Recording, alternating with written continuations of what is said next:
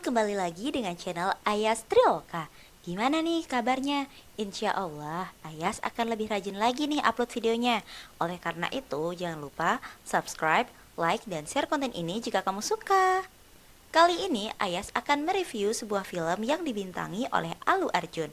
Judul filmnya adalah Puspa. Putuskanlah saja pacarmu, lalu bilang I love you padaku. Ops, bukan ya guys ya, tapi ini dia Puspa bagian pertama yang sangat laris di seluruh dunia. Praktek illegal logging sudah terjadi cukup lama, terutama jenis kayu cendana merah yang hanya tumbuh di hutan sisa Kalam, Tirupati, Andhra Pradesh. Kayu cendana merah diselundupkan melalui Chennai ke berbagai negara seperti Jepang. Harganya sangat mahal karena memang langka. Polisi tidak tinggal diam dengan aktivitas sindikat haram itu. Sebuah truk yang membawa kayu di malam hari dikejar polisi hingga tertangkap. Truk itu dibawa oleh Puspa. Sosok Puspa orangnya selengean, kalem tapi mematikan. Puspa tetap santai ketika tertangkap. Dia menawarkan suap agar dibiarkan lolos, tetapi polisi tidak menghiraukan. Puspa langsung menghajar mereka, tetapi sayangnya Puspa tertangkap setelah ditodongkan pistol.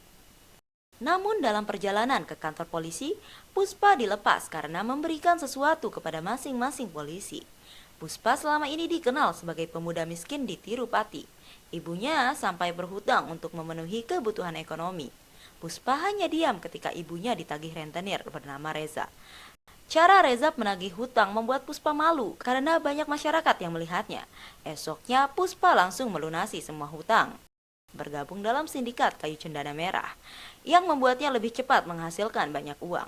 Pekerjaan Puspa saat ini cukup beresiko. Selain butuh kerja keras untuk mendapatkan kayu, jeruji besi penjara juga menanti. Contohnya pada hari itu, polisi yang dipimpin oleh Govindapa datang melakukan penggerebekan. Semua kuli langsung ingin kabur. Setelah mengetahui ada polisi, hanya Puspa yang tidak takut. Puspa tidak rela meninggalkan kayu yang sudah lelah didapatkan. Puspa mengajak semua kuli menyembunyikan kayu tersebut. Govindapa tidak bisa menemukan bukti apapun. Puspa yang menjadi dalang di lokasi itu ingin dibunuhnya. Semua kuli siap melawan. Polisi kalah jumlah, tidak ada pilihan lain kecuali mengalah. Puspa semakin sesumbar. Meski Puspa orang baru yang terlibat sindikat itu sudah terlihat hebat, keberanian dan kecerdasannya membuat aktivitas penyelundupan kayu cendana berjalan lancar sampai seorang kuli Kesava sangat mengagumi Puspa. Dia ingin tetap bersama Puspa agar bisa lebih cepat mengumpulkan banyak uang. Govindapa datang lagi kali ini dengan pasukan lebih banyak dan senjata lengkap, barang bukti sudah di depan mata. Puspa berusaha memimpin perlawanan tetapi karena polisi terlalu banyak, semua kuli melarikan diri daripada ditangkap. Kayu cendana merah yang sudah susah payah ditebang ditinggalkan. Puspa berinisiatif mengamankan kayu itu dengan truk. Polisi berusaha mengejar tapi hanya bisa menemukan Puspa saja tanpa kayu. Kenapa Anda selalu menangkap kerah baju saya dan bukan barangnya? Ayo pergi ke kantor polisi. Kita bicara di sana, di sini panas, ucap Puspa menyerahkan diri. Hahaha, ngakak deh ya kalau ngelihat adegan ini. Puspa disiksa di kantor polisi. Beberapa polisi memukulnya sekuat tenaga agar mau buka mulut. Puspa tetap merahasiakan lokasi kayu yang disimpan. Puspa justru masih bisa tertawa dengan siksaan yang diterima. Saat itu ekspresi Puspa seketika berubah ketika seorang polisi menanyakan nama belakang atau nama keluarganya. Puspa menyadari dia lahir bukan dari hasil buah pernikahan. Tidak lama, Puspa bisa keluar penjara dengan jaminan dari Konda Reddy. Majikan Puspa, Konda Reddy dan Jali Reddy datang menemui Puspa tentu saja untuk menanyakan tempat diamankannya kayu cendana. Puspa meminta 5 lakh untuk itu, memberikan informasi di mana kayu itu. Kemudian Puspa menunjukkan di mana ia menyembunyikan semua kayu yang ternyata berada di dalam sumur. Hasil dari uang itu kemudian digunakan Puspa untuk membeli mobil. Ibu Puspa bahagia dengan kemajuan anaknya. Keberhasilan Puspa mengamankan kayu membuatnya diundang oleh Jakare. Di dalam rapat saat itu Konda Reddy marah karena banyak barangnya disita Govindapa. Puspa diremehkan dalam pertemuan tersebut, terutama oleh Jali Reddy. karena Puspa hanya orang baru. Tapi bagi Puspa, Govindava yang ditakuti Kondaredi bukan apa-apa baginya. Untuk menghadapi Govindava, Puspa meminta bicara empat mata dengan Kondaredi. Semua orang akhirnya keluar. Ide Puspa menjalankan bisnis susu sapi untuk menutupi kayu cendana. Tipu muslihat Puspa berhasil mengelabui Govindava. Bisnis kayu cendana merah berjalan lancar. Puspa ingin lebih sukses lagi. Dia tidak suka menjadi bawahan Kondaredi. Puspa bersama temannya Kesava mendapatkan susu sapi dari warga, salah satunya milik Trivali, diperankan si cerdas Rasmika Mendana. Puspa langsung jatuh cinta pada pandangan pertama setelah melihat Trivali berhari-hari. Puspa berusaha caper, tapi tidak sedikit pun menarik perhatian. Trivali tetap cuek, tidak peduli. Puspa sendiri belum berani menyapa langsung Trivali. Meski sedang jatuh cinta, otak Puspa tetap tajam. Kayu tidak hanya diselundupkan dengan mobil pembawa susu, tapi juga menggunakan ambulan dan lain sebagainya untuk melewati pemeriksaan. Govindava menyadari ada yang tidak beres. Dia mengetahui kayu selundupan disembunyikan di bawah susu. Dua orang suruhan Puspa ditangkap. Salah satunya ialah Muniratna, ayah Trivali yang bekerja untuk Puspa. Polisi akan membebaskan mereka jika mau bekerja sama. Puspa tidak sadar jika dirinya dalam bahaya. Dia sibuk dengan cintanya, apalagi setelah Trivali menatap dan tersenyum. Puspa dengan percaya diri mengira Trivali juga mencintainya. Saat itu juga Puspa menyapa langsung Trivali. Tapi Trivali bicara jujur jika senyumannya karena dibayar oleh Kesava. Saat ingin menonton film Chiranjeevi, kebahagiaan Puspa layu, dia memarahi Kesava. Namun karena sudah terlanjur basah, sekalian saja dia meminta Kesava membayar lebih banyak lagi untuk sebuah ciuman dari Trivali. Pada hari yang sudah ditentukan, Trivali datang untuk mencium Puspa atas dorongan teman-temannya. Uang bayaran sudah diterima, tapi lucunya Trivali menangis ketakutan karena dia sama sekali belum pernah ciuman. Trivali memberontak karena ciuman pertamanya hanya akan diberikan kepada suaminya. Saat itu juga Puspa berniat menjadi suami Trivali. Sementara polisi menargetkan untuk menyita kayu milik Manggalang Srinu yang nilainya mencapai 200 crore. Srinu adalah orang yang membeli kayu cendana Kondaredi dan dijual ke kota Chennai. Trivali dan temannya dijanjikan hadiah 50 lak jika bisa memberitahu di mana kayu itu disimpan. Ribuan ton disimpan di gudang Kadar sebelum dibawa ke Chennai. Karena di tempatnya sedang tidak aman, Kondaredi menyerahkan tanggung jawab itu kepada Puspa. Masalahnya, Jali Reddy membuat sebuah masalah. Dia juga menggunakan gudang untuk memenuhi syahwatnya. Untung saja Puspa datang dan memulangkan gadis itu. Jali Reddy marah dan memukul Puspa karena dianggap lancang. Puspa tidak mau melawan, mengingat saat itu Puspa mendapatkan informasi dari Kondaredi jika kepolisian sudah mengetahui lokasi kayu. Tentu saja karena ada pengkhianat di antara mereka. Polisi sudah bergerak untuk menyita barang bukti. Puspa memiliki ide untuk membuang ribuan ton kayu itu ke sungai. Kesaf ditugaskan pergi menyogok pejabat agar aliran sungai ditutup. Kondaredi sendiri sudah pasrah. Dia meminta adiknya Jal Reddy untuk pergi menyelamatkan diri. Ribuan ton kayu tidak mungkin bisa dibersihkan dalam waktu singkat. Puspa berjuang keras bersama kuli lainnya mengamankan kayu.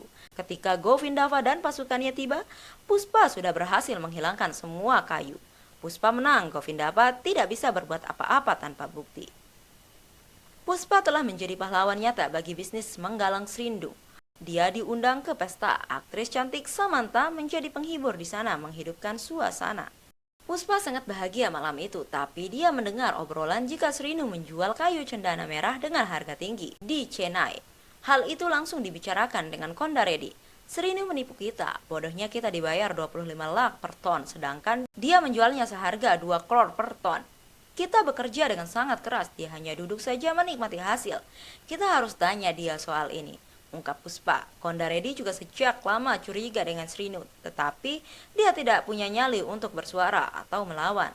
Puspa dipercaya untuk berbicara langsung dengan Srinu. Selanjutnya, Puspa bersama ibunya mendatangi rumah Trivali membawa lamaran. Ayah Trivali sangat menyetujui lamaran itu karena Puspa dianggap anak bungsu almarhum Venkata Ramana yang merupakan kasta terhormat. Kebahagiaan itu dirusak oleh kakak tiri Puspa, Ajay. Dia datang menghancurkan semuanya.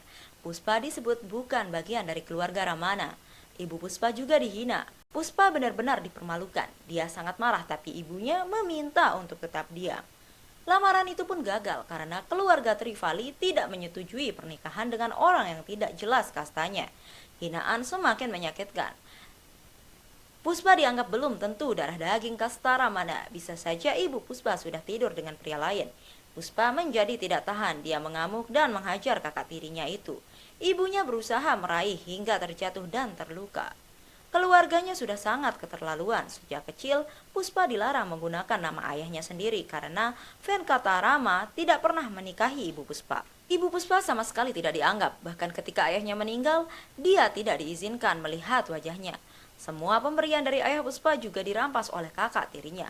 Bahkan, ia mengambil rumah ibu Puspa. Emas pemberian ayahnya juga dibawa pergi. Saat ini kondisi ibu Puspa mulai pulih. Setelah dirawat, ibunya terus menangis, meratapi hinaan yang diterima Puspa. Andaikan saja dulu ibunya menikah dengan Venkataraman, ia tidak akan mendapatkan hinaan seperti selama ini. Kepada Puspa, ia meminta maaf. Ibunya berurai air mata. Puspa juga menangis melihat ibunya. Puspa ingin lebih sukses lagi agar bisa membalas semua penghinaannya yang sudah ia terima. Besoknya Puspa mendatangi Manggalam Srinu untuk membicarakan kenaikan harga kayu saat itu. Srinu dan adik iparnya sedang sibuk menyiksa sindikat lainnya yang meminta kenaikan harga. Puspa tidak gentar melihat apa yang ada di hadapannya. Dia tetap menyampaikan tujuannya, yaitu menaikkan harga kayu dari 25 lak menjadi 1 crore per ton. Jika Srinu tidak menyetujui, Puspa akan menjual kayu cendana langsung ke Murugan di Chennai. Semua orang tertegun. Puspa lalu pergi begitu saja.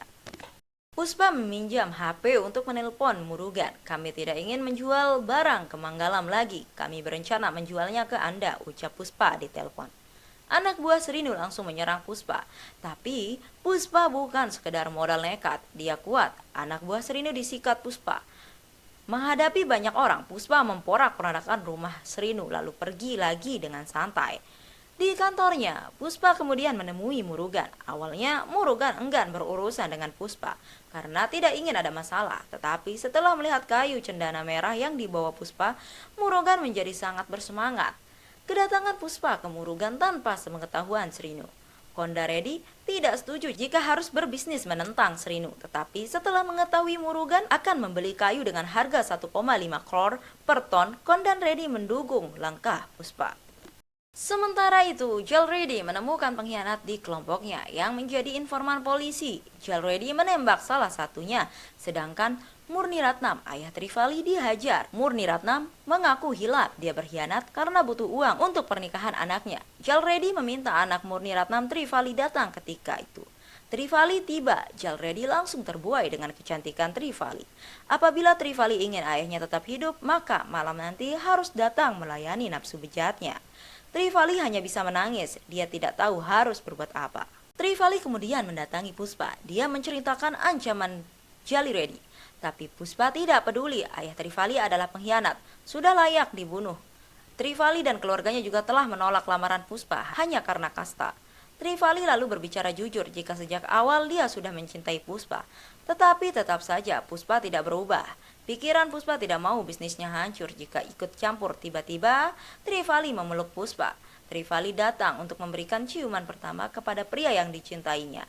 Trivali tidak ingin keperawanannya diserahkan kepada Jalredi. Saya akan menciummu sekali saja, setelah itu kamu tidak akan melihat saya lagi. Saya akan pergi, ucap Trivali menangis. Hati Puspa mendesir mendengar kata-kata dari Trivali. Gadis itu menyerahkan dirinya.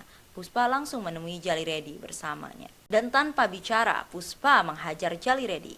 Puspa mematahkan tangan, kaki, dan punggung Jalredi hingga penjahat kelamin itu tidak berdaya. Puspa sudah tidak takut menanggung risiko apapun atas tindakannya.